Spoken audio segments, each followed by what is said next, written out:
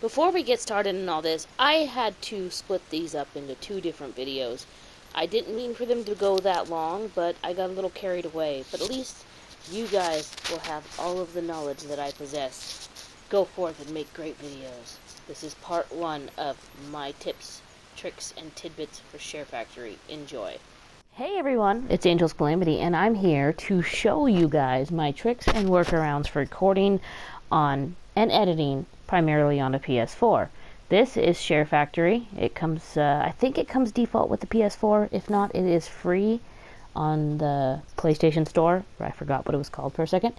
And you can not only do videos, you can do photos, GIFs, social, I never mess with that tab, and import content. Okay, first you guys will have to excuse me because I don't have anything else other than my PS4 to record videos and my tablet with. So I had to use my crappy cell phone to record the things that you're not going to be able to see just by saving your share data. So anyway, to get started, you hit new project. Okay? You pick your theme. You can download more themes. Honestly, I don't really fiddle with the themes. I don't really think they're necessary. I mean, so I always choose the stock PlayStation 4 theme. You can get more themes on the PlayStation Store, but I just choose the almost every time the stock PS4 thing. Now, don't mind my file names. This is where you choose your clips. Now these, I'm just using D-pad and X to select these. You can do most reads in alphabetical, by game, by category, by selected. And these are just little, there's the intro, there's the titles, there's an outro. I don't use these at all. So just ignore all this, please. But I'm going to use some of my My Hero Academia footage. I had no commentary. I might have just got this just to make this video. So, yeah. And then you can rename it. Most of the time I'm lazy and I just leave it PlayStation 4 because you will be able to change it before you upload. Just gonna leave it. So, let me continue. Alright, it will load in. Now this is your basic what you get to work with here. There is no commentary on the video in the background. I didn't want to interrupt with what I'm doing now. To editing the footage, I'm going to show you my tools of the trade using videos I captured on my phone and my tricks and tidbits for capturing that data. As I said, I'm not perfect, but I'm just showing what I have learned, and maybe you guys can teach me a trick or two in exchange.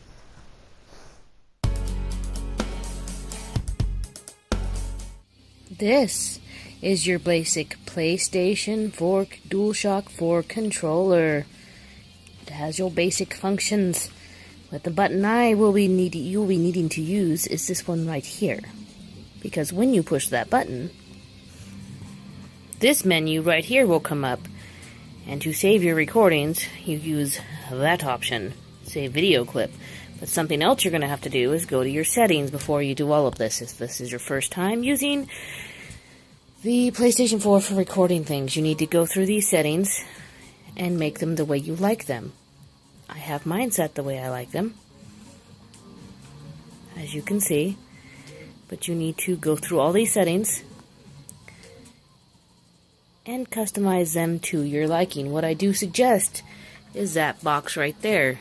Include microphone audio in video clips. That must be included if you want to use your own headset attached to the PS4 controller or USB into the PS4's console directly to record gameplay audio. Something else you are going to need is a USB flash drive. The brand doesn't really matter as long as it's standard USB flash drive and it has enough storage to get done and to fit the data you need to fit on there. When you have your removable disk inserted in your computer, you will need to have a folder labeled SHAREfactory. If you would like to import anything in and out of SHAREfactory, it must be all caps. It must be its own folder with these 3 folders inside of it: images, music, and videos, where you will put any images, music, and you guessed it, videos you wish to import into the SHAREfactory on your PS4. The device here is another thing that might come into handy for especially if you don't have a computer you can use easily enough with. This is called an on-the-go cable. You can connect it into your tablet or your phone and put a USB drive right there and easily move things over. Just simply attach it into the power port of said device and then move over what you want and make sure you keep it in the proper SHAREfactory folder on the USB flash drive. Hopefully my last bit in this thing is my audio collection. I've been told that when I get it to work right, it works great. So what I use normally now is my Turtle Beach Air Force Recon 60Ps. And it comes with a USB amplifier, which plug right into the front of the ps4, and then you plug the headset. You know what, I'll show you. Okay, so obviously this can plug and unplug and replug for audio collection. And then the cool thing about these is they have this little junction that goes here directly, and you can plug this to the bottom of your ps4 controller, into the bottom of your ps4 controller right there to collect focus camera, to collect audio. Or if you watch any of my videos, you know how long I have struggled with good audio collection, and only recently have I gotten it down. So if you are new to using this kind of stuff, trust me, listen to my advice. I have done this before. Another thing you can use, and it works just as good, almost just as good. These only work a little bit better, honestly, than what I have in here. And you're going to be shocked. Plain old headphones. These are Frogs plugs. I think that's what... No, these are Skull Candies, excuse me. But as long as they have a mic, these are not expensive headphones. These were like $12 at Walmart. These are standard that come with older model of Samsung phones. I don't know if they come with the new ones because all I have is old ones. These are my headphones I use when I'm recording with more than one person in the room. Because if you use the earbuds, it's not quite as clear and as crisp and as loud as these, but it doesn't have the same echo that these do.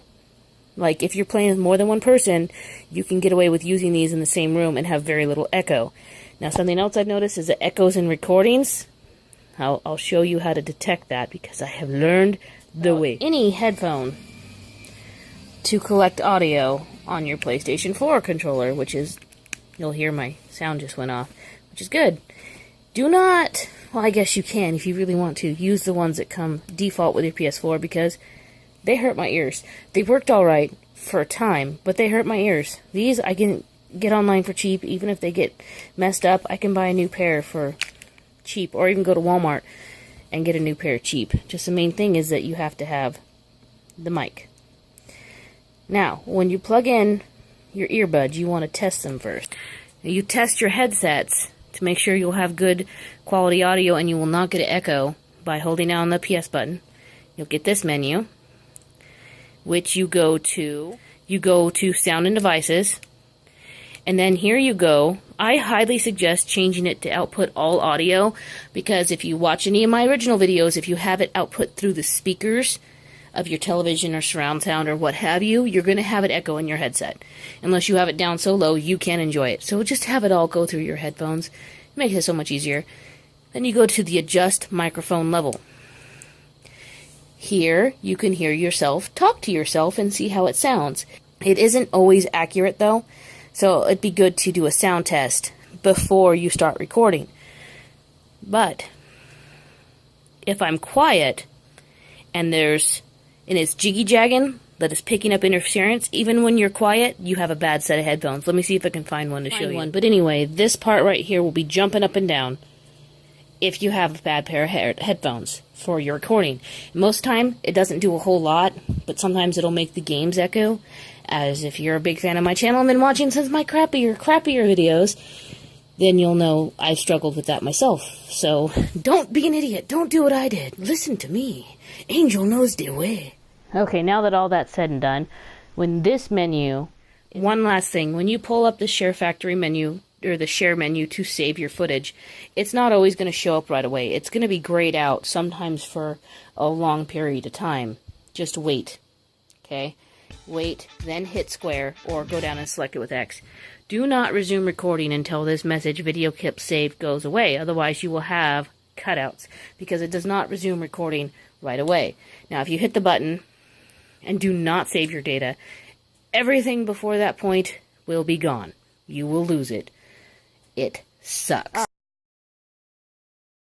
Alright, let's get down to the basic functions of SHAREfactory. Okay, first off, you can use the right stick to scroll across your footage. This is footage of a game called My Hero Wants Justice. It is based off the anime My Hero Academia. So there's probably not going to be any spoilers if you're behind in My Hero Academia because all the spoken audio is in Japanese. Okay? Okay. Now, first off, you'll notice the X or plus button.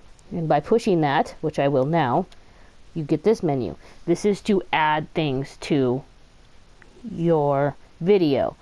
Now, you can add overlays, which are stickers, theme stickers, imported images. Those are all from, you know what, we're going to add text, which you guys see me use a lot. And camera FX. Those are all pretty self-explanatory. If you're not sure what to do with them, you can message me or comment down below. But the basics for all of them is you choose your duration of your image. You may transform it. Wait, go back. I'm going too fast here. Then you'll get this right here. And this happens with almost everything you put on here. You can have the transform, which is pretty obvious. And if you look down at the bottom tray, you'll see X is to put it where you want it, R is to move it around, L1 makes it smaller, R1 makes it bigger, L2 is to rotate this way, R2 is to rotate this way. Square, you go ahead and line it wherever you want, see, and then circle is to cancel, okay. Your opacity, that's how visible it is, you know, that's pretty. Sticker animation, I mean, all this is pretty much the same for your text and stuff like that. I'm not going to spend too much time on that. You guys can fiddle with that yourselves.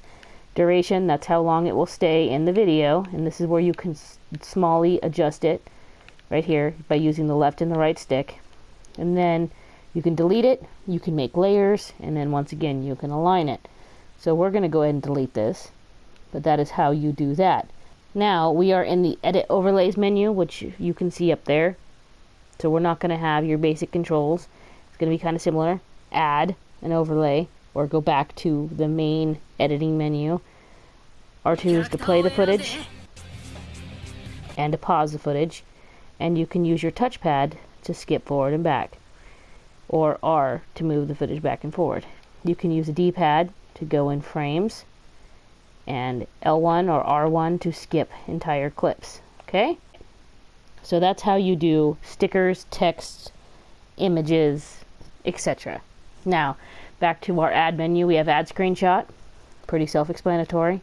You pick a screenshot, you know, and you throw it in there. And then you can't really move or fiddle with the screenshot. It just becomes a chunk of the video.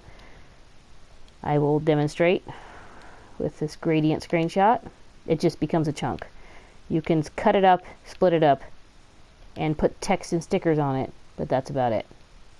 And we will get to how to do all that in a minute. Okay, more for adding things. Add track 2. Now this one's really, really cool. In your Add Track 2 menu, you can add audio. You can add... Now, when you record audio at the same time as recording the gameplay, like I do, it is embedded as one thing. But if you add track 2, which by hitting X, record video, record audio, or add clip, you can have your own setup here, and then you can edit this as you please. You can do like commentary, if you will. Now the problem with this one is that you don't get very long. You won't, I've had problems doing the track 2 before. It will only let you do so much at a time. So, and a lot of it is because if you have other projects with the track 2s on them, that counts toward the total memory of the amount of track 2s in your current video. Does that make sense? but you can split, trim, move, delete, clip volume, and I'm not going to go over those in detail because they're pretty much exactly what you'd expect them to be. And these same commands, split, trim, move, delete, and volume, I will go over in other menus, and they work very similar. So I'm going to delete that and go back to something else.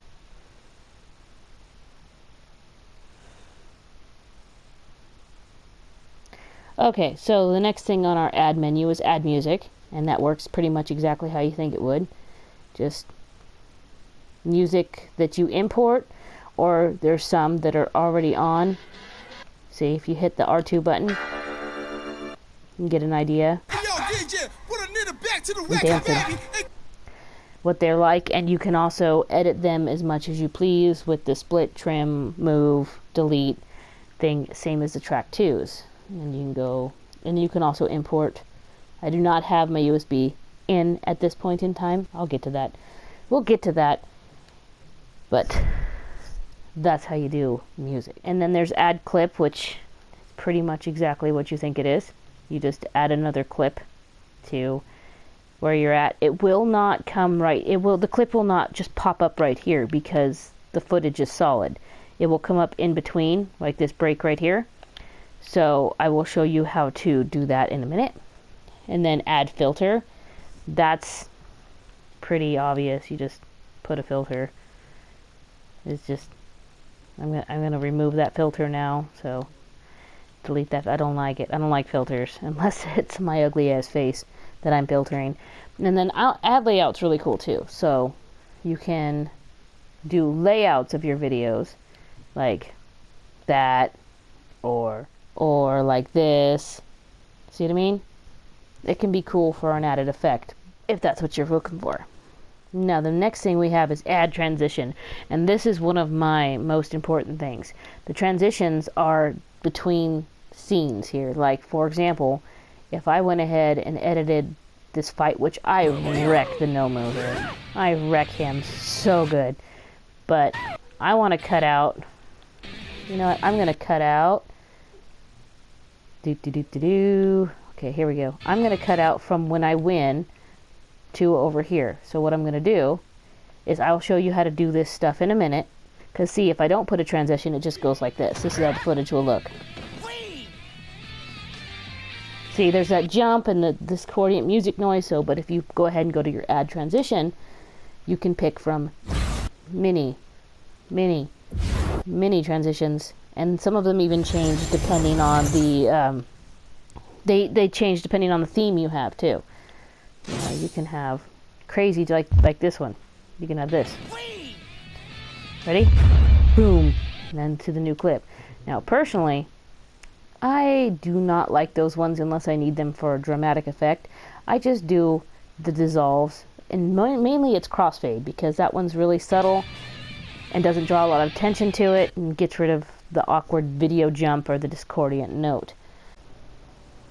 But in the end, it's really up to you on which transition you like the best. Play around with them. It's not going to hurt anything. You can change them at any time. So now that we're done with the add menu, we're going to move on to the modify, change, work on stuff, the square. See this? See it there? Yeah. And then I'm going to hit that now. And then as you can see, we have time bender, split clip, trim clip, move clip, delete clip, clone clip, pan and zoom, edit overlays, and then those are all grayed out. I'll get to those. Edit music and clip volume. Now, most of those are pretty self-explanatory, but we're going to run over them all anyway. Let's start off with time bender. Time bender is also pretty self-explanatory. It speeds up or slows down the current video clip that is selected. Now, you can do it however you like. Play around with it. I always use the smooth option, but honestly, I have noticed no difference in the step or smooth. So it's really up to you. Okay, next, and probably my most used tool, actually my most used tool out of anything in the SHAREfactory toolbox is the split clip function. Now, as you can see, it gives you the little arrows there and the X button. So what I'm going to do is this cuts your clip up. It cuts it up into smaller pieces. I want to cut out this loading screen here, so I'm going to cut it, boop, and there it's gone. See? That's it. Now I want to also cut out the loading screen over here, see? So we're going to find where it starts. You can use the R stick to go back and forth on your timeline, or the left and right D-pad to go frame by frame. So you use it the way you like. I mainly use the R stick, and if I need precision, I use the D-pad for frame by frame. So I'm going to do it just one frame. There we go, right there. I'm going to split it there, and then where's the end of the loading screen?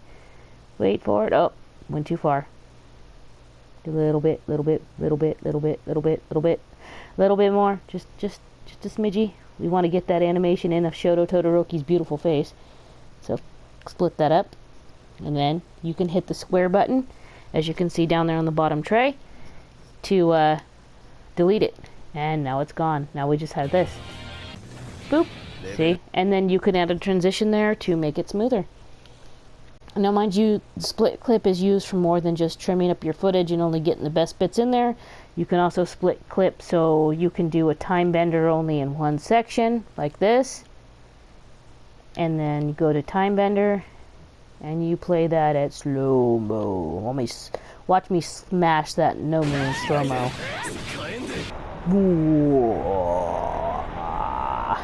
You get the idea. You can also use the split clip to add in your screenshots or anything else like that. So play around with it and see what you can do with it. Alright, the next little tidbit I'm going to talk about is trim clip. And let me go back to the beginning here, and I'll show you the best uses of trim clip.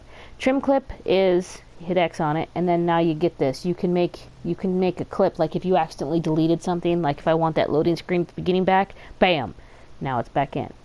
See what I'm saying? But I also don't want that couple seconds of red right at the beginning there. So we're going to go to trim clip, and then if you look on the bottom, you have confirm, which is X, triangle, which is to move the whole bar from side to side, like so.